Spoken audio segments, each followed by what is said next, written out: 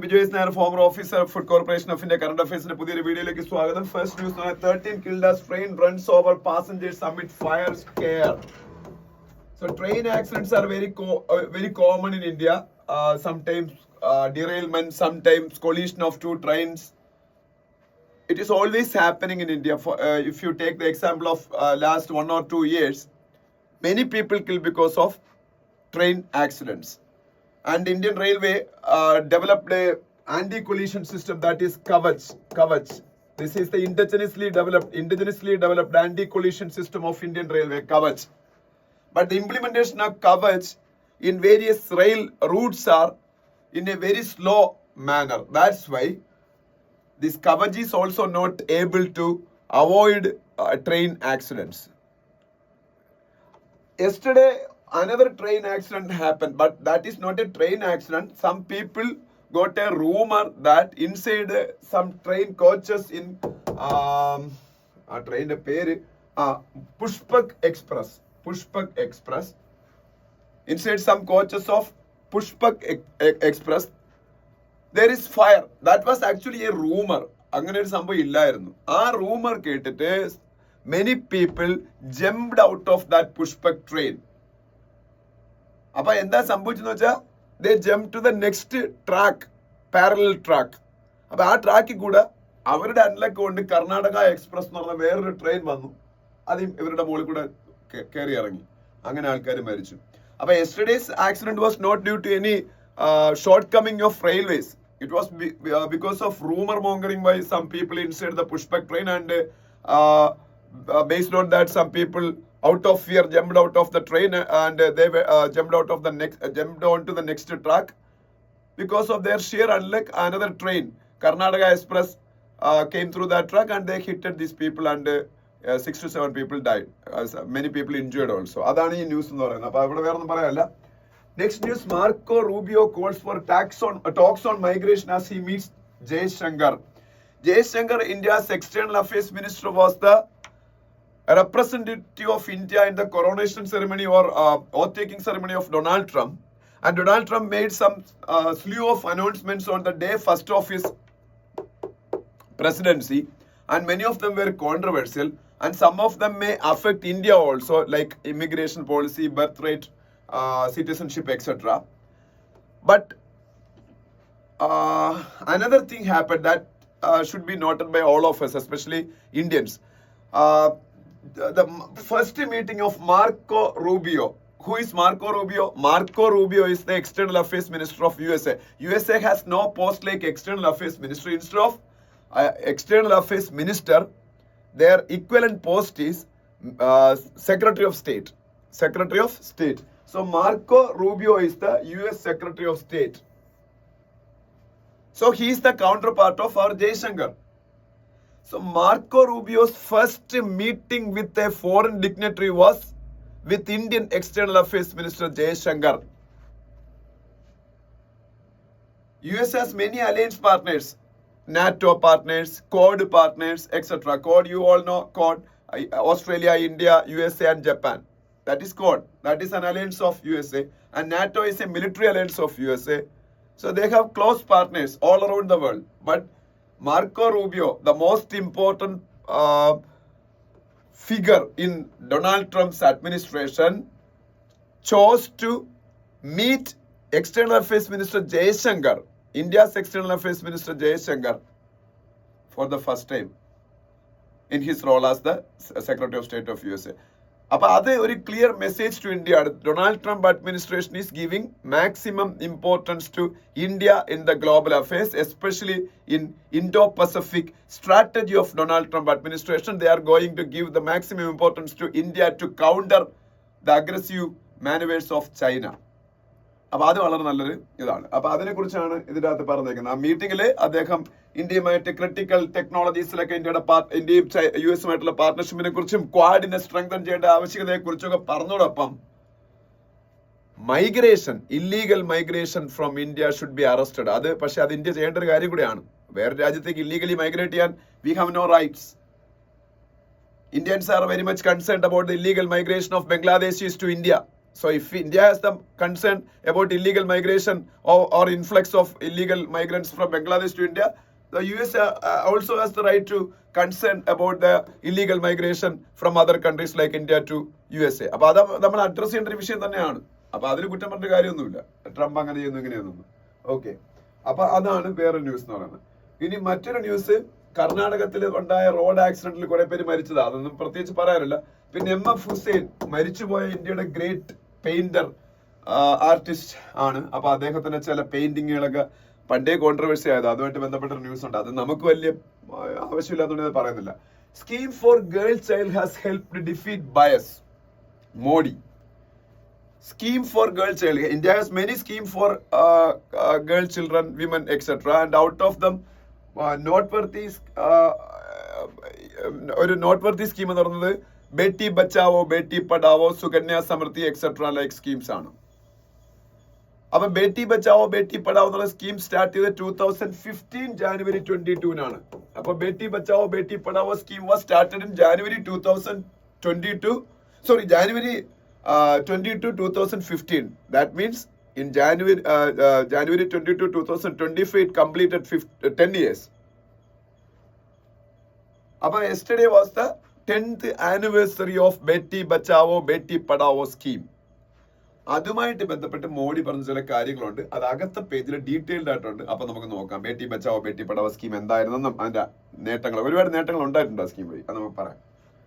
Okay, ഇനി Now CBI seeks death sentence for convicted in RG Kar murder case. അത് ഞാൻ പറയേണ്ട ആവശ്യമില്ല. RG Kar മെഡിക്കൽ കോളേജിൽ നടന്ന റേപ്പില് ആ റേപ്പിസ്റ്റിന് ലൈഫ് ഇംപ്രിസൺമെന്റ് ആണ് കൊൽക്കത്തയിൽ ഒരു കോർട്ട് കൊടുത്തത്. That is not a befitting punishment.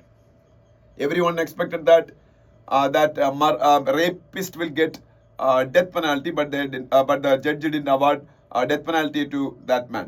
So CBI was the investigation agency of this murder case, and they are approaching High Court for seeking death penalty to the rapist. അതാണ് മറ്റൊരു news എന്ന് പറയുന്നത്. Excavation begins of ancient well near Sambal Mosque. Sambal Mosque-ന്റെ കാര്യം എപ്പോഴും നമ്മൾ പറയുന്നതാണ്. ഇപ്പുറത്ത് Sambal Mosque-ന്റെ യഥാർത്ഥ പേര് ഷാഹി മസ്ജിദ് എന്നാണ്. ഷാഹി ജമാ മസ്ജിദ്. അപ്പൊ അവിടെ വിഷയങ്ങൾ നമുക്കറിയാം. സമ്പൽ എന്ന് പറയുന്ന സ്ഥലത്തായതുകൊണ്ടാണ് സമ്പൽ mosque. It is in Uttar Pradesh. അത് നമ്മൾ ഇന്നലെ ഡിസ്കസ് ചെയ്തതാണ്. പിന്നെ ഇവിടെ വേറെ ഒന്നും പറയാനില്ല. ഈ ന്യൂസ് നമുക്ക് വലിയ ആവശ്യമുള്ളതല്ല. നെക്സ്റ്റ് പേജ്, സ്റ്റേറ്റ്സ് പേജിൽ ഒരു news. UP cabinet meets at Mahakumbh in Prayagraj. Key policies projects approved എന്നൊരു ന്യൂസ് ആണ്. അപ്പം പ്രയാഗ്രാജിൽ ഇപ്പം മഹാകുംഭമേള നടന്നുകൊണ്ടിരിക്കുകയാണെന്നുള്ള കാര്യം നമ്മൾ പലതവണ ഡിസ്കസ് ചെയ്തിട്ടുള്ളതാണ്. ഞാൻ ഡിസ്കസ് ചെയ്തില്ലെങ്കിലും നിങ്ങൾ സോഷ്യൽ മീഡിയ വഴിയൊക്കെ ആ ന്യൂസ് അറിയുന്നുണ്ട്. അപ്പോൾ ഈവൻ UPയുടെ entire administration is now at Prayagraj because it is a very very big event. Around 40 crores of people will attend that religious congregation in the coming 30 or 40 days. So entire UP administration is now camping at Prayagraj, and UP cabinet meeting is also happening in Prayagraj only. So who is the chief minister of UP Uttar Pradesh? That is Yogi Adityanath. അതുമായിട്ടൊക്കെ ബന്ധപ്പെട്ട news ആണ് ഇവിടെ കാണുന്നത്. രാജസ്ഥാന്റെ chief മിനിസ്റ്ററിന്റെ ഒരു statement ആണ്. Who is the chief minister of Rajasthan? Bhajanlal Sharma is the chief minister of Rajasthan. Bhajanlal Sharma is the chief minister of Rajasthan. And Waqf ബില്ലിനെ കുറിച്ചൊരു news ഉണ്ട്. Waqf bill എന്താണെന്ന് ഞാൻ പറഞ്ഞിട്ടുണ്ട്. വഖഫ് അമെൻമെന്റ് ബിൽ 2024. വഖഫ് അമെൻമെന്റ് bill 2024. That bill was introduced in the parliament for controlling or regulating Waqf Board of India. Waqf Board. But that made some controversies because that Waqf Board related to Muslim religion. അപ്പോൾ അവര് ആ Waqf Boardനൊക്കെ government take over ചെയ്യാനുള്ള ശ്രമമാണെന്ന് പറഞ്ഞ controversy ഉണ്ടായി. So government of India decided to send that Waqf Amendment Bill 2024 to a JPC, Joint Parliamentary Committee. That Joint Parliamentary Committee is doing consultation with various stakeholders currently. And who is the chairman of that JPC, Joint Parliamentary Committee? That is Jagadambika Pal, a BJP MP. Jagadambika Pal. Okay. Next പേജിലേക്ക് പോകുമ്പോൾ ആസാം ഗവൺമെന്റിന് supreme കോടതി ഇന്നലെ ചില കാര്യങ്ങളുടെ പേരിൽ criticise ചെയ്ത് അതൊക്കെയാണ്. അസാമിന്റെ ചീഫ് മിനിസ്റ്റർ ആരാണ്? Chief Minister of Assam is Himanta Biswa Sharma. And here you can see a photograph of Tamil Nadu Chief Minister M.K. Stalin. Then വേറെ അവിടെ ഇല്ല, വേറെ അവിടെ ന്യൂസ് ഒന്നും പറയാനില്ല. ഇത്രയേ ഉള്ളൂ അവിടെ പറയാനുള്ളത്. നെക്സ്റ്റ് പേജിലേക്ക് പോകുമ്പോൾ കർണാടകത്തിൽ നടന്ന റോഡ് ആക്സിഡന്റിൽ 14 പേര് മരിച്ച ഫ്രണ്ട് പേജിലില്ലേ, അത് ഞാൻ ഡിസ്കസ് ചെയ്തായിരുന്നല്ലോ. അതുകൊണ്ട് Karnataka to build 200 crore centre for pilgrims in Tirumala. Tirumala, what is Thirumala?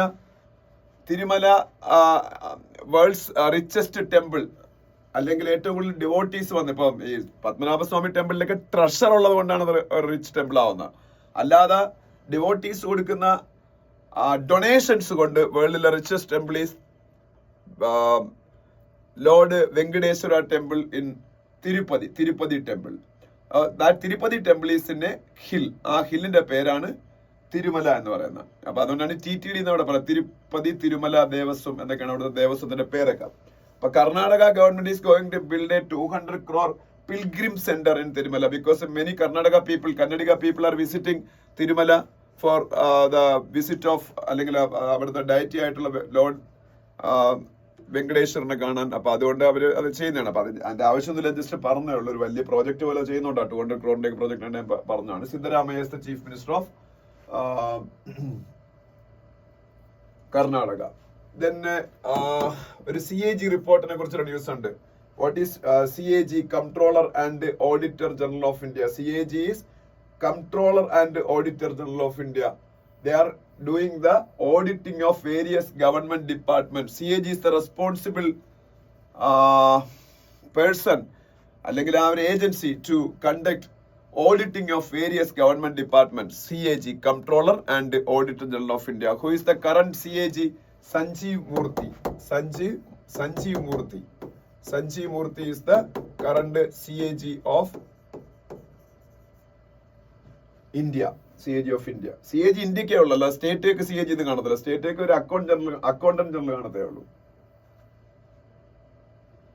And another very important news, World Economic Forum's meeting in Davos. World Economic Forum, WEF, World Economic Forum meeting is happening in Davos. Davos is in Switzerland. Davos is the permanent venue of the meeting of World Economic Forum.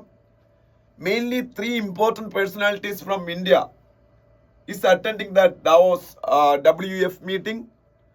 They are Ashwini Vaishnav. Who is Ashwini Vaishnav? Ashwini Vaishnav is the Railway Minister, Telecom and IT Minister, and Information and Broadcasting Minister of India. And Chandrababu Naidu, Chief Minister of Andhra Pradesh, for attracting investment from various global corporates. And ഇവിടെ നിങ്ങൾക്ക് ഒരു photo കാണാം. Bill Gates ആന്ധ്രാപ്രദേശിന്റെ chief minister Chandrababu നായിഡുവിനെ meet ചെയ്ത. Who is Bill Gates? ലോകത്തിലെ ഏറ്റവും biggest IT company, ലോകത്തിലെ biggest software company, that is Microsoft. World's number 1 software company is Microsoft. He is the co-founder of Microsoft. അപ്പൊ മൈക്രോസോഫ്റ്റിന്റെ ചീഫിനെയൊക്കെ ചന്ദ്രബാബു നായിഡു മീറ്റ് ചെയ്യുന്ന ഫോട്ടോ കാണാം. അതേപോലെ the third most important person attending Davos World Economic Forum summit is Revanth Reddy. Who is Revanth Reddy? Revanth Reddy is the Chief Minister of Telangana. അതും നിങ്ങൾക്ക് ഇവിടെ കാണാം. തെലങ്കാനയുടെ ചീഫ് മിനിസ്റ്റർ ദാവോസിൽ മീറ്റിംഗ് ഒക്കെ അറ്റൻഡ് ചെയ്തു. ഓക്കെ, ഇനി അതിനടുത്ത പേജിൽ പോകുമ്പോൾ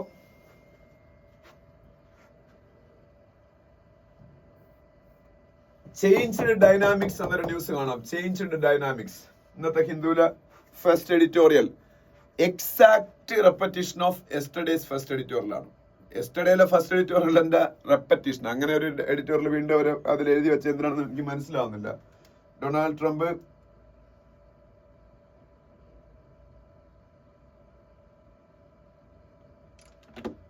ട്രംപ് എടുത്ത ഡിസിഷൻസ്, പ്രസിഡന്റ് ആയിട്ട് വന്നതിന് ശേഷം എടുത്ത ഡിസിഷൻസ്, ആ ഡിസിഷൻസ് ഇന്ത്യക്ക് എങ്ങനെയുള്ള ബുദ്ധിമുട്ടുകൾ ഉണ്ടാക്കും, അതുപോലെ വേൾഡിന് എങ്ങനെയുള്ള ബുദ്ധിമുട്ടുകൾ ഉണ്ടാക്കും എന്നാലും ഇന്ത്യക്ക് ഡൊണാൾഡ് ട്രംപ് അഡ്മിനിസ്ട്രേഷൻ കൊടുക്കുന്ന ഇമ്പോർട്ടൻസ്, അത് ഞാൻ പറഞ്ഞു. ഇപ്പൊ ജയശങ്കറിനെയാണ് വേൾഡിലെ രാജ്യങ്ങളുടെ കൂട്ടത്തില് ഒന്നാമത് കാണാൻ തീരുമാനിച്ചത്.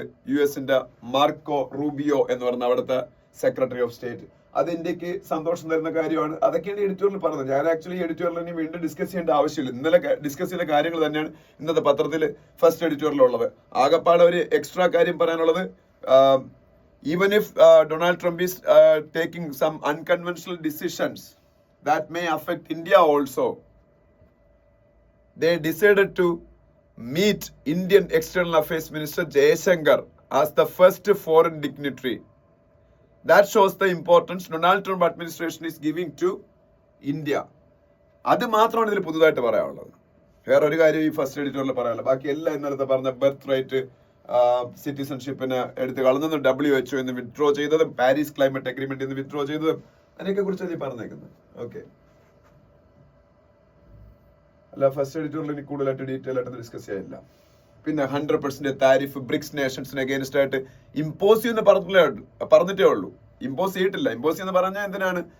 നമ്മൾ ബ്രിക്സ് കറൻസി എന്ന് പറഞ്ഞ പുതിയ കറൻസി ഉണ്ടാക്കിയിട്ട് ഡീഡോളറൈസേഷനിലേക്ക് പോയാൽ, ബ്രിക്സ് നേഷൻസ് പോയാൽ, BRICS nation has to face the 100% tariff എന്നാണ് അദ്ദേഹം പറഞ്ഞേക്കുന്നത്. അപ്പൊ അതൊന്നും നമ്മളിപ്പം ബാധിക്കത്തില്ല. കാര്യം നമ്മൾ ചെയ്തിട്ടില്ല. ചെയ്താലേ എങ്ങനെ വരുള്ളൂ. അതെല്ലാം ഇവിടെ പറഞ്ഞിട്ടുണ്ട്. ഞാൻ ഇന്നലെ ഡിസ്കസ് ചെയ്ത കാര്യങ്ങളാണ്. ഫസ്റ്റ് എഡിറ്റോറിയൽ ഒന്നും വേറെ ഒന്നും പറയാനില്ല. ഇനി സെക്കൻഡ് എഡിറ്റോറിയൽ എക്സിറ്റ് ഓഫ് ബ്ലസ്റ്റർ എന്ന് പറഞ്ഞ എഡിറ്റോറിയൽ. അതും സത്യത്തിൽ ഇന്നലെ കുറെയൊക്കെ പറഞ്ഞതാണ്. അതും അമേരിക്കയെ കുറിച്ച് തന്നെയാണ്. America's decision to exit from Paris climate agreement, how it is going to affect world. That is what the Hindu second editorial is discussing. ഈ മൂന്നാമത്തെ ടൈമാണ് അമേരിക്ക ഒരു ക്ലൈമറ്റ് അഗ്രിമെന്റ് നിന്ന് വിത്ഡ്രോ ചെയ്യുന്നത്. മൂന്നാമത്തെ തവണ എന്ന് പറഞ്ഞാൽ Donald Trump withdrew from Paris climate agreement twice. അപ്പൊ 2 തവണയായി. ഇതിനു മുമ്പ് ജോർജ് ബുഷ് ആണെന്ന് തോന്നുന്നു. ജോർജ് ബുഷ് തന്നെ 2001 ക്യോട്ടോ പ്രോട്ടോകോൾ ഇന്ന് വിത്ഡ്രോ ചെയ്തു. ക്യോട്ടോ പ്രോട്ടോകോൾ എന്ന് പറഞ്ഞാല് ക്യോട്ടോ പ്രോട്ടോകോൾ എന്ന് പറഞ്ഞാല് before the implementation of Paris climate agreement in the world, Kyoto Protocol was the most significant climate agreement. That agreement was happened in a climate related summit in Kyoto, Japan. That's why it is known as Kyoto Protocol. ഇപ്പൊ Kyoto പ്രോട്ടോകോളിന് വലിയ പ്രാധാന്യമില്ല. കാരണം ഇപ്പൊ Paris climate agreement ആണ് അതിനുശേഷം വന്നത്. അതാണ് ഇപ്പം ലോകം ഫോളോ ചെയ്യുന്നത്. അപ്പൊ ക്യോട്ടോ പ്രോട്ടോകോളിന് ജോർജ് W. ബുഷ് 2001 വിത്ഡ്രോ ചെയ്തു. Now Donald Trump withdrew from Paris Climate Agreement in 2017 and after that in 2025. So USA is the only country in the world which withdrew from climate agreements 3 times. പക്ഷെ paradox എന്താണെന്ന് വെച്ചാൽ USA ആണ് വേൾഡിലെ most പൊള്യൂട്ടിംഗ് country ആയിരുന്നത് decades together. Recent China overtook USA as the world's most polluting nation. ഇപ്പൊ USA 2ാം സ്ഥാനത്താണ്. പക്ഷെ 2ാം സ്ഥാനത്താണെങ്കിലും ഹിസ്റ്റോറിക് എമിഷൻ നോക്കിയാൽ ഈ വേൾഡിനെ പൊല്യൂട്ട് ചെയ്തതില്, പെർ ക്യാപിറ്റ എമിഷൻ നോക്കിയാൽ ഈ വേൾഡിനെ പൊല്യൂട്ട് ചെയ്തതില് first is USA and second European യൂണിയനിലെ കൺട്രീസുമാണ്. അപ്പൊ അവരുടെ ക്ലൈമറ്റ് റെസ്പോൺസിബിലിറ്റി ഫുൾഫിൽ ചെയ്തില്ലെങ്കിൽ എന്തായിരിക്കും സ്ഥിതി? പക്ഷേ ഇത് US പ്രസിഡന്റായ ഡൊണാൾഡ് ട്രംപിനെ മാത്രം ഈ വിഷയത്തിൽ നമുക്ക് കുറ്റപ്പെടുത്താൻ പറ്റില്ല എന്നും ഈ എഡിറ്റോറിയൽ പറയുന്നുണ്ട്. കാരണം ജോയ് ബൈഡൻ അദ്ദേഹം കൂടുതൽ റെസ്പോൺസിബിൾ പ്രസിഡന്റ് ആയിരുന്നൊക്കെ ഒരു ഫീലിംഗ് നമുക്കുണ്ട്. And he is the one decided to rejoin Paris climate agreement after the withdrawal of USA during Trump's administration from the agreement. പക്ഷേ ഫോസിൽ ഫ്യൂൽസിന് ഏറ്റവും കൂടുതൽ പ്രൊമോഷൻ കൊടുത്ത പ്രസിഡന്റ് ആണ് ജോയ് ബൈഡൻ. പാരീസ് ക്ലൈമറ്റ് അഗ്രിമെന്റിലൊക്കെ തിരിച്ച് ജോയിൻ ചെയ്യുകയൊക്കെ ചെയ്തെങ്കിലും ഫോസിൽ ഫ്യൂവലിന്. Now USA is the biggest oil producer in the world and USA is the biggest gas producer in the world also and USA is the biggest LNG exporter in the world. ഇതെല്ലാം തന്നെ fossil fuels ആണ്. അപ്പം ഏറ്റവും കൂടുതൽ അമേരിക്കയിൽ exploration licence കൊടുത്ത president അദ്ദേഹമാണ്, ഈ പറഞ്ഞ ഫോസിൽ ഫ്യൂവലിനെ എക്സ്പ്ലോർ ചെയ്ത് എടുക്കാൻ വേണ്ടി. അപ്പൊ സ്വാഭാവികമായിട്ട് അതെന്തായിരുന്നു? അത് കൗണ്ടർ ടു എന്താ പറഞ്ഞ ഈ ക്ലൈമറ്റ് റിലേറ്റഡ് ആയിട്ടുള്ള ആക്ടിവിറ്റീസിന് എഗെയിൻസ്റ്റ് ആയിട്ടുള്ള മൂവ്സ് ആണ് അതെല്ലാം. അതൊക്കെ അദ്ദേഹം ഒരുപാട് ചെയ്തിട്ടുണ്ട്. അപ്പൊ പിന്നെ ട്രംപ് അതിനൊന്ന് ഫോർമലൈസ് ചെയ്യുന്നേ ഉള്ളൂ, പാരീസ് ക്ലൈമറ്റ് അഗ്രിമെന്റ് വിത്ഡ്രോ ചെയ്യുന്നേ ഉള്ളൂ. പക്ഷെ അപ്പോഴും US-ലെ solar energy, wind energy, tidal energy പോലുള്ള ഗ്രീൻ എനർജിയുടെ പ്രൊഡക്ഷൻ ഭയങ്കരമായിട്ട് കൂട്ടുന്നുള്ള ഇനിഷ്യേറ്റീവ്സ് പല പ്രസിഡന്റുമാരും ചെയ്തതിന്റെ ബേസിൽ that industry is also very big in USA. അതുകൊണ്ട് അതിന്റെ ഗ്രോത്ത് അറസ്റ്റ് ചെയ്യുന്ന നടപടികൾ ആയിട്ട് മുമ്പോട്ട് പോകാനും US-ന് പാടായിരിക്കും. അപ്പൊ അങ്ങനെ ഒരു കാര്യമുണ്ട്. അപ്പൊ എന്തായാലും ഈ പറഞ്ഞ US എന്നുള്ള രാജ്യം ഒരു സമയത്തും ക്ലൈമറ്റ് ആക്ഷന്റെ കാര്യത്തിൽ വലിയ റെസ്പോൺസിബിലിറ്റി കാണിച്ചുള്ള രാജ്യമല്ല അവരുടെ ഹിസ്റ്ററി എടുത്ത് പരിശോധിക്കുകയാണെങ്കിൽ. അപ്പൊ ഈ ട്രംപ് ഇപ്പോ ഈ പാരീസ് ക്ലൈമറ്റ് അഗ്രിമെന്റ് പോലുള്ള അഗ്രിമെന്റിൽ നിന്ന് വിത്ഡ്രോ ചെയ്തതിന് US-ന്റെ പഴയ പൊസിഷൻ ഒന്ന് ഫോർമലൈസ് ചെയ്യുന്നതല്ലാതെ nothing new in this decision എന്നാണ് പറഞ്ഞിരിക്കുന്നത്. So world, if the world wants to achieve Paris climate agreements target, അതിന്റെ ടാർഗറ്റ് എന്താണ്? By 2100 the temperature rise should be restricted below 1.5 degrees Celsius as compared to the pre-industrial era. അതാണ് ലക്ഷ്യം. അതിൽ ആ ലക്ഷ്യത്തിൽ അമേരിക്കയെ നമ്പിയിട്ട് വരുന്നതായിട്ട് കാര്യമൊന്നുമില്ല. ലോകം ഒരു അമേരിക്കയെ പ്രതീക്ഷിച്ച് നിൽക്കാതെ മറ്റു രാജ്യങ്ങൾ ഒരു കോർഡിനേറ്റഡ് എഫേർട്ടുമായിട്ട് മുന്നോട്ട് പോകുന്നതായിരിക്കും നല്ലത് എന്നാണ് ഈ എഡിറ്റോറിയൽ പറയുന്നത്, സെക്കൻഡ് എഡിറ്റോറിയൽ.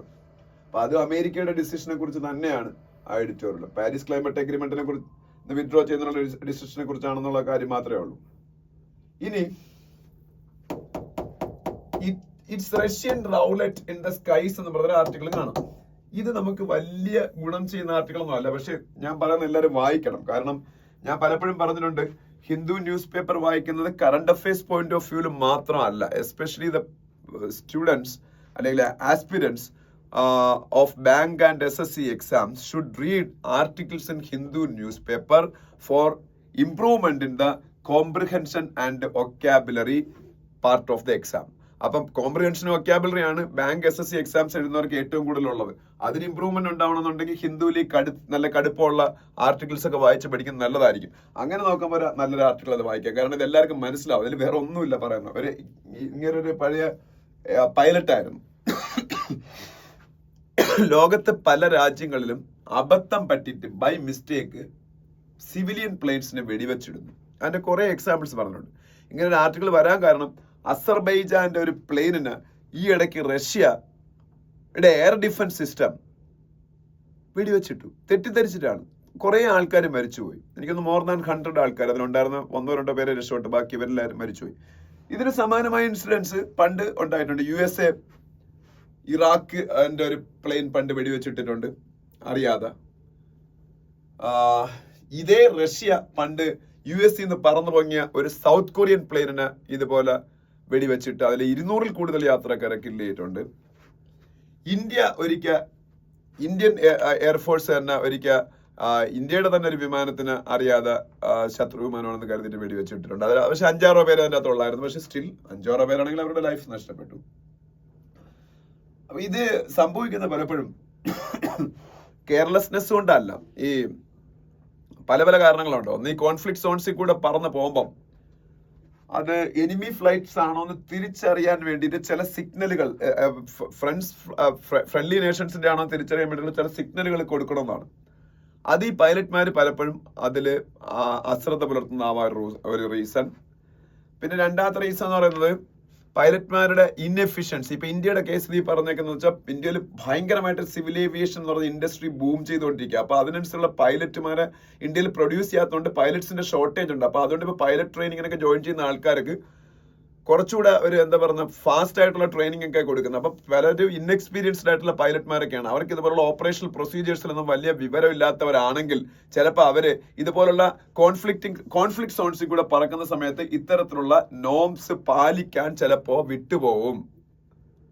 പിന്നെ ചില കോൺഫ്ലിക്ട് സോൺസിൽ GPS ഗ്ലോബൽ പൊസിഷനിങ് സിസ്റ്റം ചിലപ്പോൾ ജാമർ ഒക്കെ വെച്ച് ഓരോരുത്തർ ജാമൊക്കെ ചെയ്ത് വെച്ച് കഴിഞ്ഞാൽ GPS-ന്റെ സഹായം കിട്ടാതെ വരും. അപ്പൊ അങ്ങനെ GPS കിട്ടാതെ വന്നാൽ പോലും ഈ സിഗ്നൽ കൊടുക്കാൻ വേണ്ടി ഓൾട്ടർനേറ്റീവ് സംഭവങ്ങളുണ്ട്. അതും എല്ലാ വിമാനം പറത്തുന്ന പൈലറ്റുമാർക്ക് അത് അവൈലബിൾ ആണ്.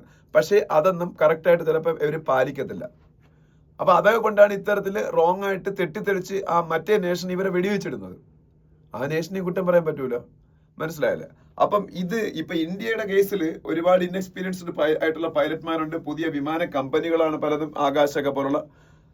അപ്പൊ നമ്മൾ എന്താണെന്ന് വെച്ചാൽ DGCA ഇതിനു വേണ്ട പ്രോപ്പർ ട്രെയിനിങ് വിമാന കമ്പനികൾ പൈലറ്റുമാർക്ക് കൊടുക്കുന്നു എൻഷുർ ചെയ്യണം എന്നാണ് പറഞ്ഞത്. DGCA അതിനു വേണ്ടിയുള്ള ആക്ഷൻസ് എടുക്കണം. What is DGCA? DGCA means director general of civil aviation and they are the responsible body for the civil aviation safety in India. DGCA is director general of civil aviation and DGCA is the responsible body for the safety of civil aviation in India. അപ്പം അത്രേ ഉള്ളൂ ഇതിൻ്റെ അകത്ത്. കുറെ എക്സാമ്പിൾസും കുറെ planes പണ്ട് പലരും വെടി വെച്ചിട്ടേണ്ട കാര്യങ്ങളും ഒക്കെയാണ്. അതുകൊണ്ട് ഇത് എളുപ്പമാണത്. അതുകൊണ്ട് നിങ്ങൾ വായിച്ചു നോക്കുക. ഒരു ഇംഗ്ലീഷ് ഇംപ്രൂവ്മെന്റ് അല്ലെങ്കിൽ കോംപ്രിഹെൻഷൻ ഇംപ്രൂവ്മെന്റ് പോയിന്റ് ഓഫ് വ്യൂല്, വൊക്കാബുലറി ഇംപ്രൂവ്മെന്റ് പോയിന്റ് ഓഫ് വ്യൂല് വായിച്ചു നോക്കാം. പിന്നെ ഇതും ഓക്കെ ആയിട്ടുള്ള ഒരു ആർട്ടിക്കിൾ ആണ്. China's moves must recast India's critical minerals push എന്ന് പറഞ്ഞൊരു ആർട്ടിക്കിൾ. ഇതെന്ന് വെച്ചാൽ വേൾഡിൽ ഏറ്റവും കൂടുതൽ ക്രിട്ടിക്കൽ മിനറൽസ് പ്രൊഡ്യൂസ് ചെയ്യുന്ന രാജ്യം ചൈനയാണ്. എക്സാമ്പിൾ പറയുകയാണെന്നുണ്ടെങ്കിൽ ഇവിടെ പറയുന്നുണ്ട് tungsten, gallium, magnesium, beryllium, hafnium, lithium, അങ്ങനെ ഒരുപാട് റെയർ മിനറൽസ്, ക്രിട്ടിക്കൽ മിനറൽസ് അവർ ഉൽപ്പാദിപ്പിക്കുന്നുണ്ട്. പക്ഷെ ഇവന്മാര് അപ്പൊ global supply chain of critical minerals are being controlled by China only and they are using that supremacy in favour of them, strategically in favour of them. അവർ ചിലപ്പോഴൊക്കെ ഇതിന്റെ എക്സ്പോർട്ടൊക്കെ control ചെയ്ത് കളയും, റെസ്ട്രിക്ട് ചെയ്ത് കളയൊക്കെ ചെയ്യും. എന്തിനാണ്? അമേരിക്ക, മറ്റ് യൂറോപ്യൻ നേഷൻസ് ഇവരെല്ലാം ഇതുപോലുള്ള ക്രിട്ടിക്കൽ മിനറൽസിന് ഡിപ്പെൻഡ് ഓൺ ചൈനയാണ്. അപ്പൊ അവരുടെ ഇൻഡസ്ട്രീസിനൊന്ന് കഷ്ടപ്പെടുത്തുക, അതുവഴി സ്ട്രാറ്റജിക് അഡ്വാൻറ്റേജ് ചൈനയ്ക്ക് ഉണ്ടാക്കുക. അപ്പൊ പലതും ബാറ്ററി പ്രൊഡക്ഷനിൽ, സെമി കണ്ടക്ടേഴ്സിന്റെ പ്രൊഡക്ഷനിലൊക്കെ യൂസ് ചെയ്യുന്ന ഏറ്റവും ക്രിട്ടിക്കൽ ആയിട്ടുള്ള മിനറൽസ് ആണ്. ചൈന ഈയിടയ്ക്ക് അങ്ങനെ ചെയ്തിട്ടുണ്ട്, എക്സ്പോർട്ട് കൺട്രോൾ ഒക്കെ ചെയ്തിട്ടുണ്ട്. പക്ഷെ അപ്പോഴും അവർ ചെയ്യുന്നത് അവരുടെ ഡൊമസ്റ്റിക് ഇൻഡസ്ട്രീസ് ഉണ്ടല്ലോ, ഇതുമായിട്ട് ബന്ധപ്പെട്ട ഡൊമസ്റ്റിക് ഇൻഡസ്ട്രീസ് അവർക്ക് വലിയ പരിക്കൊന്നും വരാത്ത രീതിയിൽ വളരെ സ്ട്രാറ്റജിക് ആയിട്ടാണ് മറ്റു രാജ്യങ്ങൾ അവർ കഷ്ടപ്പെടുന്നത്. അതല്ലാതെ ഈ പറയുന്നുണ്ട്. അപ്പൊ India is also a very important nation depending on all these critical minerals and mainly our dependency on China like many of other countries in the world. അപ്പൊ ഇന്ത്യ എന്ത് ചെയ്യണം? ഇന്ത്യ മാത്രമല്ല, എല്ലാ രാജ്യങ്ങളും അവരവരുടെ രാജ്യങ്ങളിൽ ഈ പറഞ്ഞ ക്രിട്ടിക്കൽ മിനറൽസിന്റെ എക്സ്പ്ലോറേഷൻ സ്ട്രോങ് ആക്കാൻ തീരുമാനിച്ചു. അതിന് വേണ്ടിയിട്ടുള്ള പരിവേഷണം ഇന്ത്യയും ചെയ്യുന്നുണ്ട്. അത് അപ്പൊ അതിനു വേണ്ടിയിട്ട് ഇന്ത്യ ഒരു പുതിയ കമ്പനി തന്നെ ഡെവലപ്പ് ചെയ്തു. ആ കമ്പനിയുടെ പേര് ഖനിജ് വിദേശ് ഇന്ത്യ ലിമിറ്റഡ് എന്നാണ്. കബിൽ എന്നാണ് അതിന്റെ abbreviation. Khanij Videsh India limited. അവരുടെ മെയിൻ മാൻഡേറ്റ് എന്ന് പറഞ്ഞാല് ഇതുപോലുള്ള ക്രിട്ടിക്കൽ മിനറൽസ് മറ്റ് രാജ്യങ്ങളിൽ പോയി എക്സ്പ്ലോർ ചെയ്ത് ആ രാജ്യങ്ങൾക്കൊപ്പം ജോയിന്റ് പ്രൊഡക്ഷൻ ചെയ്യുക, അത് അതിന്റെ ഒരു ഗുണഭോക്താവായിട്ട് ബെനിഫിഷ്യറി ആയിട്ട് ഇന്ത്യയെ മാറ്റുക. അപ്പൊ ഇന്ത്യക്കകത്ത് ഇതുപോലുള്ള മിനറൽസിന്റെ എക്സ്പ്ലോർ ഇത് ഖനിജ് വിദേശ് ലിമിറ്റഡിന് ഇന്ത്യക്കകത്തല്ല മാൻഡേറ്റ്, അവർ വിദേശ രാജ്യമാണ്. അതുകൊണ്ടാണ് വിദേശ് ലിമിറ്റഡ് എന്ന് പേര് വന്നത്. ഇന്ത്യക്കകത്ത് ചെയ്യാൻ വേണ്ടിയിട്ട് mines and minerals development and regulation amendment act 2023 അങ്ങനെ ഒരു ആക്ട് പണ്ടേ ഉണ്ടായിരുന്നു. അതിനെ അമെന്റ് ചെയ്തു. Mines and minerals development and regulation act 2023 amend ചെയ്തിട്ട് കൂടുതൽ പ്രൈവറ്റ് കമ്പനീസിനും കൂടുതൽ ഫോറിൻ കമ്പനീസിനും ഇന്ത്യയിലെ റെയർ മിനറൽസ് ഓർ ക്രിട്ടിക്കൽ മിനറൽസിന്റെ എക്സ്പ്ലോറേഷനിൽ അവസരങ്ങൾ കൊടുക്കാൻ തീരുമാനിച്ചു. ഒപ്പം അത്തരത്തിലുള്ള അവസരങ്ങൾ കൊടുക്കുന്നതിന്റെ ഭാഗമായിട്ട് ഇങ്ങനെ കാര്യങ്ങളൊക്കെ ചെയ്യുന്നതിനിടയിൽ ഒരു ബ്ലെസ്സിങ്സ് പോലെ ലിഥിയം ഡെപ്പോസിറ്റ്സ് ജമ്മു ആൻഡ് കാശ്മീരിലെ റിയാസി എന്നുള്ള ഡിസ്ട്രിക്റ്റിൽ ഇന്ത്യ കണ്ടെത്തുകയും ചെയ്തു. But still now no company in India or abroad showed interest in exploring the lithium deposit in the Riyasi district of Jammu and Kashmir. Nobody came forward to explore those natural resource. മനസ്സിലായോ? ലിഥിയത്തിന്റെ വലിയ deposit. Lithium battery manufacturing ഉപയോഗിക്കുന്നതാണ് നമുക്ക് അറിയാം. നമ്മൾ ഇത്രയും കണ്ടെത്തിയിട്ട് പോലും അത് നമുക്ക് യൂട്ടിലൈസ് ചെയ്യാൻ പറ്റുന്നില്ല. ഇനി ഇതുപോലെ ഈ minerals mines and minerals amendment act 2023 ഒക്കെ കൊണ്ടുവന്ന് കൂടുതൽ അവസരങ്ങൾ പ്രൈവറ്റ് കമ്പനീസിനും ഫോറിൻ കമ്പനീസിനും കൊടുക്കാൻ തീരുമാനിച്ചിട്ടും ആ അവസരങ്ങൾ വിനിയോഗിക്കാൻ കമ്പനീസ് മുന്നോട്ട് വരുന്നില്ല. അതിന്റെ കാരണമായിട്ട് പറയുന്നത് മെയിനായിട്ട് ഇന്ത്യയുടെ ഔട്ട്ഡേറ്റഡ് ആയിട്ടുള്ള ചില പോളിസീസും മറ്റു കാര്യങ്ങളൊക്കെയാണ്. ഇന്റർനാഷണൽ നോംസ് അനുസരിച്ചല്ല നമ്മൾ ഇതുമായിട്ട് ബന്ധപ്പെട്ട ഡേറ്റയൊക്കെ ഷെയർ ഒക്കെ ചെയ്യുന്നത്. അപ്പൊ ഈ ഡേറ്റ ഷെയറിംഗ് ഒക്കെ ചെയ്യുമ്പം ഈ കമ്പനീസിന് ഇതിൽ എൻഗേജ് ചെയ്യുന്ന ഈ എക്സ്പ്ലോറേഷനിൽ എൻഗേജ് ചെയ്യുന്ന ആൾക്കാർക്ക് ഇതിൽ നിന്നുള്ള പ്രോഫിറ്റ് കിട്ടാൻ തന്നെ വർഷങ്ങൾ എടുക്കും. അപ്പൊ ആ പ്രോഫിറ്റ് കിട്ടുമോ എന്നുള്ള കാര്യമൊക്കെ അറിയാൻ ഇതുമായിട്ട് ബന്ധപ്പെട്ട ഈ ജിയോളജി വകുപ്പിന്റെ സർവേ ഡീറ്റെയിൽസും എല്ലാം പ്രൊവൈഡ് ചെയ്യണം. അതൊക്കെ കറക്റ്റായിട്ട് പ്രൊവൈഡ് ചെയ്യുന്നതിന്റെ കാര്യത്തിലേക്ക് ഇപ്പോഴും റെസ്ട്രിക്ഷൻസ് ഉണ്ടെന്നാണ് പറയുന്നത്. അപ്പൊ അതൊക്കെയാണ് പലപ്പോഴും ഇന്റർനാഷണൽ കമ്പനീസിനെയും പ്രൈവറ്റ് പ്ലേയേഴ്സിനെയും ഈ പറഞ്ഞ റെയർ മിനറൽസിന്റെ ഒക്കെ എക്സ്പ്ലോറേഷനിലും അല്ലെങ്കിൽ അതിന്റെ എക്സ്കവേഷനിലും ഒക്കെ പിന്നോട്ട് വലിക്കുന്നത് ഇന്ത്യയുമായിട്ട് ചേർന്ന് പ്രവർത്തിക്കുന്നതിൽ.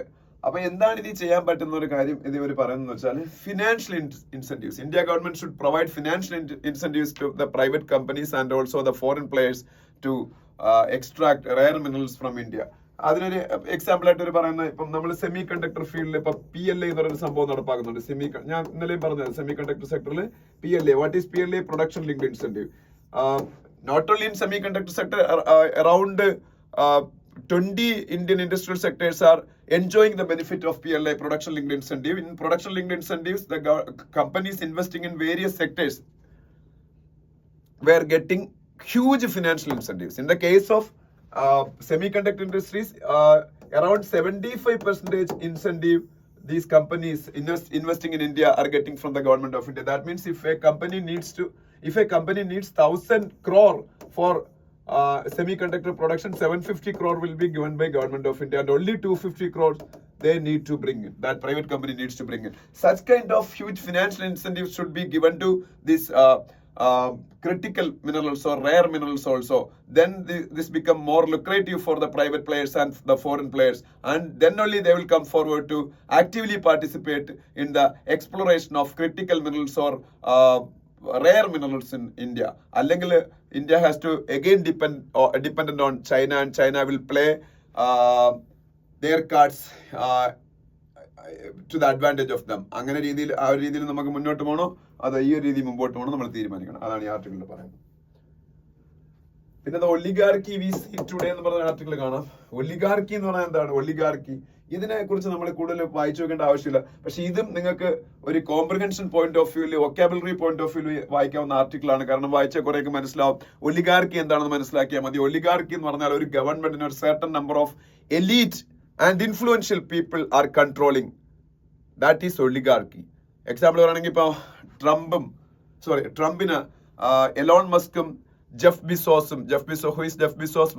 വേൾഡിലെ ബിഗ്ഗസ്റ്റ് ഇ-കൊമേഴ്സ് കമ്പനിയായ ആമസോണിന്റെ ഫൗണ്ടർ, അതുപോലെ ഗൂഗിളിന്റെ സുന്ദർ പിച്ചയും മൈക്രോസോഫ്റ്റിന്റെ ബിൽ ഗേറ്റ്സും എല്ലാം ചേർന്ന് കൺട്രോൾ ചെയ്യുന്ന ഒരു സിറ്റുവേഷൻ ഉണ്ടാവുമെന്ന് കരുതിക്കോ. അങ്ങനെയാണ് എന്നാണ് പറയുന്നത്. കാര്യം ഇതുപോലുള്ള ബിസിനസ് ടൈക്കൂൺസിന് ട്രംപിന്റെ ഓത്ത് ടേക്കിംഗ് സെറമണിയിൽ വലിയ പ്രോമിനൻസ് കിട്ടി. ഇതൊരു ത്രെറ്റ് ഓഫ് ഒലിഗാർക്കി ക്രിയേറ്റ് ചെയ്യുന്നുണ്ടെന്ന് ഇന്നലേക്കും പത്രത്തിൽ വന്നായിരുന്നു. അപ്പൊ അങ്ങനെയാണ് ഇപ്പൊ കൺട്രോൾ ചെയ്യുന്നതെന്ന് കരുതിക്കോ ട്രംപിന്. അല്ലെങ്കിൽ ഇന്ത്യയിൽ നരേന്ദ്രമോദിയെ അംബാനിയും അദാനിയും ബിർളയും ടാറ്റയൊക്കെ ഉൾപ്പെടുന്ന ഇന്ത്യയിലെ വമ്പൻ ബിസിനസ്സുകാരാണ് കൺട്രോൾ ചെയ്യുന്നതെങ്കിൽ that is a form of oligarchy. അപ്പൊ US ഒളിഞ്ഞും തെളിഞ്ഞും എല്ലാ കാലത്തും ഒലിഗാർക്കി ഉണ്ടായിരുന്നാ പറഞ്ഞ ട്രംപ് അതിന്റെ പിന്നിൽ കൂടാൻ പോകുന്ന ഒരു ഫിയർ ഉണ്ട്. ഈവൻ ചൈന പോലും ഒരു സെലക്ട് ഗ്രൂപ്പ് ഓഫ് ആൾക്കാരുടെ കയ്യിലാണ് അവരുടെ പവർ ഇരിക്കുന്നത്. സോ ചൈനയിലും ഒലിഗാർക്കി ഉണ്ടെന്നാണ് പറയുന്നത്. വ്ളാഡിമിർ പുടിന്റെ റഷ്യയിൽ select group of influential businessmen are influencing the decisions of Vladimir Putin. So Russia is a classic example of oligarchy എന്നാ പറയുന്നത്. അതിനെ കുറിച്ചാണ് ഈ പറഞ്ഞത്. ഈ ബിസിനസ്സുകാർ മാത്രമല്ല, സമൂഹത്തിൽ നല്ല ഇൻഫ്ലുവൻസ് ഉള്ള മതം ആയിട്ട് ബന്ധപ്പെട്ട ആൾക്കാര്, അങ്ങനെയുള്ള അല്ലെങ്കിൽ എഡ്യൂക്കേഷനുമായിട്ട് ബന്ധപ്പെട്ട ആൾക്കാര്, ജേർണലിസ്റ്റുകൾ, these all people are part of oligarchy. അപ്പൊ അതാണ് അതിനെ കുറിച്ചൊരു ആർട്ടിക്കിളായിരുന്നു. ഓക്കെ, അപ്പൊ അതൊക്കെയാണ് ഞാൻ ഇത്രയെന്ന് പറയുന്നുള്ളൂ. പിന്നെ ടെക്സ്റ്റ് ആൻഡ് കോണ്ടെക്സ്റ്റ് പേജില് 1-2 ആർട്ടിക്കിൾസ് ഉണ്ട്. നോക്കാൻ സമയം കിട്ടില്ല, നിങ്ങൾ ടൈം ഉണ്ടെങ്കിൽ നോക്കിക്കോ. ഈസ് ദ ഗവൺമെന്റ് എൻകറേജിങ് ക്രോസ്പതി എന്ന് പറഞ്ഞൊരു ആർട്ടിക്കിൾ ഉണ്ട്. അത് വായിച്ചാൽ നിങ്ങൾ മനസ്സിലാവുന്നതായിരിക്കും. സംഭവം വേറൊന്നുമല്ല, പല സ്റ്റേറ്റുകളിൽ ഇപ്പോ ഹോമിയോപ്പതി പ്രാക്ടീഷണേഴ്സ് ആയിട്ടുള്ള ഡോക്ടേഴ്സിന് നമ്മളുടെ അലോപ്പതി പ്രാക്ടീസ് ചെയ്യാൻ അനുവദിക്കാൻ പോയ ഡോക്ടേഴ്സിന്റെ ഷോർട്ടേജ് കൊണ്ടാണെന്നാ പറയുന്നത്. പക്ഷെ അതിന് അഗേൻസ്റ്റ് ആയിട്ട് ഇന്ത്യൻ മെഡിക്കൽ അസോസിയേഷൻ രംഗത്ത് വന്നിട്ടുണ്ട്. മഹാരാഷ്ട്രയിലേക്ക് ഇങ്ങനെ ഡിസിഷൻ എടുത്തായിരുന്നു. അപ്പൊ അതിനെ കുറിച്ചുള്ള ന്യൂസ് ആണ്. ഹോമിയോപ്പതി പ്രാക്ടീഷണേഴ്സ് ഇംഗ്ലീഷ് മെഡിസിൻ, അതായത് നമ്മളുടെ അലോപ്പതി പ്രാക്ടീസ് ചെയ്യാൻ അനുവദിച്ചാൽ അത് എത്രത്തോളം നല്ലതായിരിക്കും എന്ന് എനിക്ക് അറിഞ്ഞുകൂടാ. പക്ഷെ ഗവൺമെന്റ് അങ്ങനെയൊക്കെ ചെയ്യുന്നുണ്ട്. സെൻട്രൽ ഗവൺമെന്റ് അല്ല, ചില സ്റ്റേറ്റ് ഗവൺമെന്റുകൾ. സെൻട്രൽ ഗവൺമെന്റ് പക്ഷെ അതിനെ അനുകൂലിക്കുന്നുണ്ട്. പിന്നെ മണിപ്പൂരുമായിട്ട് ബന്ധപ്പെട്ട ന്യൂസ് ഉണ്ട്. മണിപ്പൂരിലെ അത് നമുക്ക് പഠിക്കേണ്ട ആവശ്യമൊന്നുമില്ല. മണിപ്പൂരിലെ ഗവൺമെന്റിന് അവിടുത്തെ ഒരു MLA സപ്പോർട്ട് പിൻവലിച്ചതിനെ കുറിച്ചാണ്. Manipur is always in the news for wrong reasons because of the sectarian conflict between Meitei community and Kuki community. Chief Minister of Manipur is Biren Singh and his party is BJP, that is Manipur is being led by BJP government. Okay. And its chief minister is Biren Singh. താഴോട്ട് വരുമ്പോ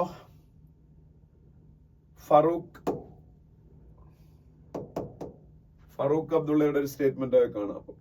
ഫറൂഖ് അബ്ദുള്ള എന്ന് പറഞ്ഞാൽ ഒമർ അബ്ദുള്ളയുടെ father ആണ്. Omar Abdullah is the chief minister of Jammu and Kashmir and his father is Farooq Abdullah. He is also a national level politician. Okay. പിന്നെ ആ train ആയിട്ട് ബന്ധപ്പെട്ട ആക്സിഡന്റിന്റെ കാര്യമാണ് അടുത്ത ന്യൂസ് ആയിട്ട് ഉള്ളത്. താഴോട്ട് വരുമ്പോ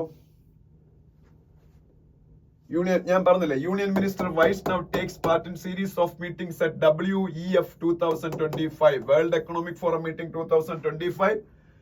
Ashwini Vaishnaw is a participant representing government of India. അതിനെ കുറിച്ച് ഞാൻ ഓൾറെഡി പറഞ്ഞു കഴിഞ്ഞു, അവിടെ വേറെ ഒന്നും പറയാനില്ല. നെക്സ്റ്റ് പേജിലേക്ക് പോകുമ്പോൾ BJP AAP പാർട്ടികളുടെ ടസിൽ ഇൻ ഡൽഹി ഇലക്ഷൻ, അതിനെ കുറിച്ചുള്ള ന്യൂസ് ആണ്. Delhi is going to election in early February, അതിനെ കുറിച്ചുള്ള ന്യൂസ് ആണ്. പിന്നെ ഇത് ഞാൻ പറഞ്ഞത് വഖഫ് ബില്ലുമായിട്ട് ബന്ധപ്പെട്ട JPC ജോയിന്റ് പാർലമെന്ററി കമ്മിറ്റി, അതുമായിട്ട് ബന്ധപ്പെട്ട ന്യൂസ് കാണാം.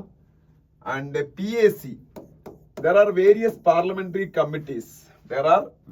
Parliamentary committees means committees formed by parliament MPs from Lok Sabha and Rajya Sabha. Out of them, the most important parliamentary committee is PAC, Public Accounts Committee. PAC Public Accounts Committee is scrutinizing various reports of CAG. Who is CAG? Already I discussed in today's Hindu explanation. What is CAG? CAG means Comptroller and Auditor General of India. They are doing the auditing of various government departments. Current CAG is Sanjay Murthy, and PAC, Public Accounts Committee, is a parliamentary committee, and their main job is to scrutinize the various reports from the CAG of India, Comptroller and Auditor General of India. And another characteristic of PAC is the PAC will be always headed by an opposition leader.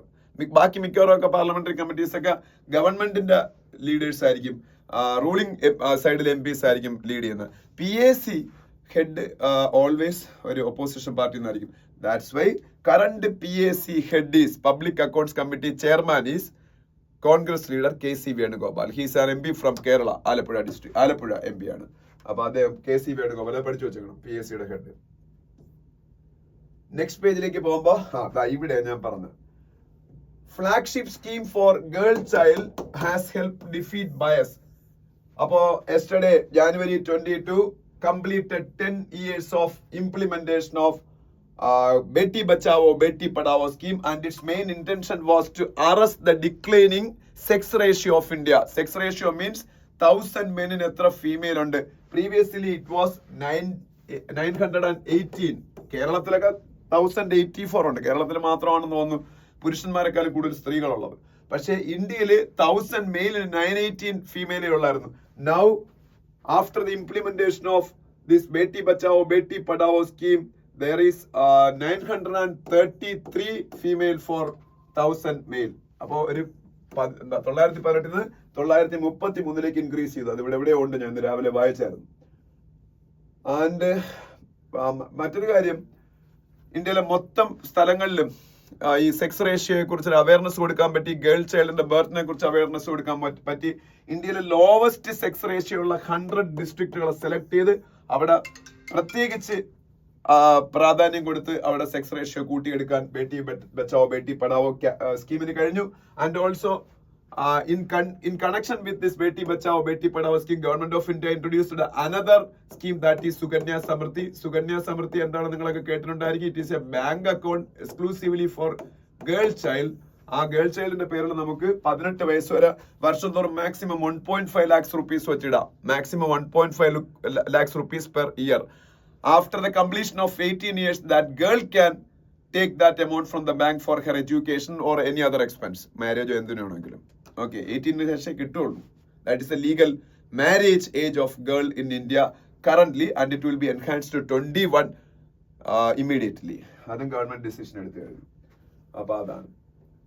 പിന്നെ electoral bonds ഒക്കെ നമ്മൾ മുമ്പ് discuss ചെയ്തിട്ടില്ല, അതൊന്നും ഇപ്പൊ ഇല്ല, ഇന്ത്യയിലൊന്നും വേണ്ട. Center announces hike in MSP for jute by rupees 315 a quintal. Yesterday also I spoke in length about MSP, minimum support price. At that time I told you during the main agricultural seasons of India, that is Kharif season and Rabi season, Government of India used to announce minimum support price for the most important crops like paddy, wheat, jute, etc. അപ്പോൾ ഇന്നലെ ജൂട്ടിനുള്ള MSP ക്വിന്റലിനായിരിക്കും എപ്പോഴും announce ചെയ്യുന്നത്. ഞാൻ ഇന്നലെ പറഞ്ഞത് quintal means 100 kg. MSP എപ്പോഴും announce ചെയ്യുന്ന CCE ആണെന്ന് ഞാൻ പറഞ്ഞിരുന്നത്. ഇവിടെ പറഞ്ഞിട്ട് cabinet committee on economic affairs അവരാണ് MSP അനൗൺസ് ചെയ്യുന്നത്.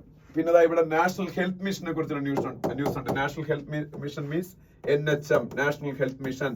അതിന്റെ അണ്ടറിലാണ് ഇന്ത്യയിലെ പല ഹെൽത്ത് റിലേറ്റഡ് സ്കീംസ് നടപ്പാക്കുന്നത്. നാഷണൽ ഹെൽത്ത് മിഷൻ വഴി ഇന്ത്യയിലെ പല രോഗങ്ങളിലും മാറ്റം കുറവ് വരുത്താൻ കഴിയുമെന്നും ഇന്ത്യയിലെ ജനങ്ങളുടെ മൊത്തം പബ്ലിക് ഹെൽത്ത് ഇംപ്രൂവ് ചെയ്യാൻ കഴിഞ്ഞെന്നും കണക്കുകൾ സൂചിപ്പിക്കുന്നു. Maternal mortality rate MMR, infant mortality rate IMR, etc. also saw tremendous improvement after the implementation of NHM, National Health Mission in India. What is IMR, infant mortality rate? Out of 1 lakh live births, how many children, how many infants mortality is happening? That is infant mortality rate. And maternal mortality rate means out of 1,000 live births, how many maternal mortality is happening? Adana MMR. ഇതിൽ രണ്ടിലും IMR-ലും MMR-ലും India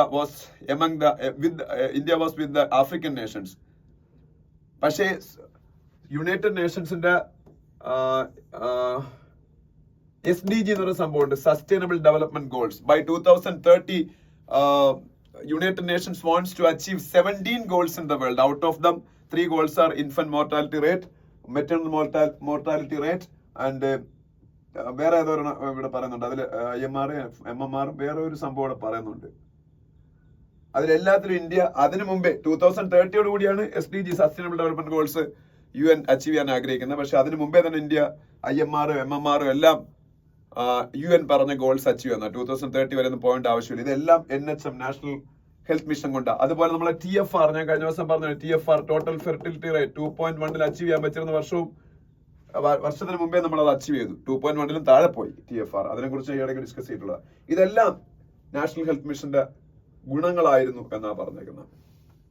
അതുപോലെ ഞാൻ നേരത്തെ പറഞ്ഞ Beti Bachao Beti Padhao campaign run ചെയ്യുന്നത് ഇന്ത്യയിലെ 3 മിനിസ്ട്രീസ് ചേർന്നാണ്. Health ministry, women and girl child development, കാര്യം ഗേൾ ചൈൽഡിന് വേണ്ടിയിട്ടാണല്ലോ. അപ്പൊ സ്വാഭാവികമായിട്ട് women and child development ministry, health ministry and education ministry. കാര്യം എഡ്യൂക്കേഷനും ഒക്കെ അതിൽ വരുന്നുണ്ട്. അതുകൊണ്ടാണ് 3 മിനിസ്ട്രീസ് ചേർന്നാണ് ബേട്ടി ബച്ചാവോ ബേട്ടി പഠാവോ ക്യാമ്പയിൻ നടത്തുന്നത്. നെക്സ്റ്റ് പേജിൽ പോകുമ്പോ ബിസിനസ് പേജിൽ DTAA ആൻഡ് എക്സ്പാൻഷൻ പഠിച്ച double taxation avoidance agreement. What is double taxation avoidance agreement? Business മെന്നിനൊക്കെ സഹായിക്കാൻ വേണ്ടിയിട്ട് ഒരു രാജ്യത്ത് പ്രവർത്തിക്കുന്ന ഒരു കമ്പനി വേറെ രാജ്യത്ത് പോയി പ്രവർത്തിച്ചാൽ 2 സൈഡിലും ചിലപ്പോൾ ടാക്സ് കൊടുക്കേണ്ടി വരും. That is an injustice to those companies. To avoid double taxation there is a agreement, that is double taxation avoidance agreement. India used to sign double taxation avoidance agreements with many major nations to give tax relief to our investors. Invest ചെയ്യുന്ന ആൾക്കാർക്ക്, അത് ബിസിനസ്സുകാർ മാത്രമല്ല, invest ചെയ്യുന്നവർക്ക് എല്ലാവർക്കും. പിന്നെ HDFC ബാങ്കുമായിട്ട് ബന്ധപ്പെട്ട ഒരു news ഉണ്ട്. India's biggest private sector bank is HDFC bank. പിന്നെ അശ്വിനി വൈഷ്ണവ് ദാവോസിൽ പോയതിനെ കുറിച്ച് ഞാൻ പറഞ്ഞായിരുന്നു. നെക്സ്റ്റ് പേജില് ട്രംപ് 10% താരിഫ് ചൈനയ്ക്ക് അഗെയിൻസ്റ്റ് ആയിട്ട് ഇംപ്ലിമെന്റ് ചെയ്യാൻ തീരുമാനിച്ചതിനെ കുറിച്ചും, പനാമ കനാൽ ട്രംപ് പിടിച്ചെടുക്കുമെന്ന് പറഞ്ഞില്ല അമേരിക്കയ്ക്ക് വേണ്ടി. അതിനെതിരെ പനാമ എന്ന് പറഞ്ഞ രാജ്യം UN കംപ്ലൈന്റ് കൊടുത്തു. അതിനെ കുറിച്ച് ന്യൂസ് വായിക്കാം. പിന്നെ പാകിസ്ഥാൻ പ്രൈം മിനിസ്റ്റർ ഷഹബാസ് ഷെരീഫ് കാശ്മീരിന് വേണ്ടി പൊരുതും എന്ന് പറഞ്ഞു. അവിടുത്തെ രാജ്യത്ത് പട്ടിണി മാറ്റാൻ പറ്റുന്നില്ല, ടെററിസം മാറ്റാൻ പറ്റുന്നില്ല. He's going to side with the Kashmiri people. How he is going to side with the Kashmiri people? That is a bankrupt country. IMF is giving them the funding to import food and other essential items. Such kind of a country is going to side with Kashmir and going to help Kashmiri people. ഈ ഇടയ്ക്ക് government of India കാര്യം പറഞ്ഞിട്ടുണ്ടായിരുന്നു. കാശ്മീരിന് കഴിഞ്ഞ 2-3 വർഷം കൊണ്ട് government of India കൊടുത്ത aid തന്നെ പാകിസ്ഥാന്റെ പിന്നെ GDP-യുടെ എത്ര ശതമാനം വരും എന്ന് പറഞ്ഞാൽ അതാണ് നമ്മൾ അവർക്ക് കാശ്മീരിനോട് ചെലവായിക്കൊണ്ടിരിക്കുന്ന എമൗണ്ട്. പിന്നെ ചാമ്പ്യൻസ് ലീഗിനെ കുറിച്ചൊരു ന്യൂസ് കാണാം. ചാമ്പ്യൻസ് ലീഗ് എന്ന് പറഞ്ഞാൽ യൂറോപ്പിലെ ക്ലബ് ഫുട്ബോൾ ചാമ്പ്യൻഷിപ്പ് ആണ്. പിന്നെ ഓസ്ട്രേലിയൻ ഓപ്പൺ ഏതാണ്ട് തീരാറായി, ഈ സൺഡേയോട് കൂടി കഴിയും. അതിനെക്കുറിച്ചുള്ള ന്യൂസ് ഉണ്ട്. ഒരു വർഷത്തെ ആദ്യത്തെ ഗ്രാൻഡ് സ്ലാം ടെന്നീസ് ടൂർണമെന്റ് ആണ് ഓസ്ട്രേലിയൻ ഓപ്പൺ.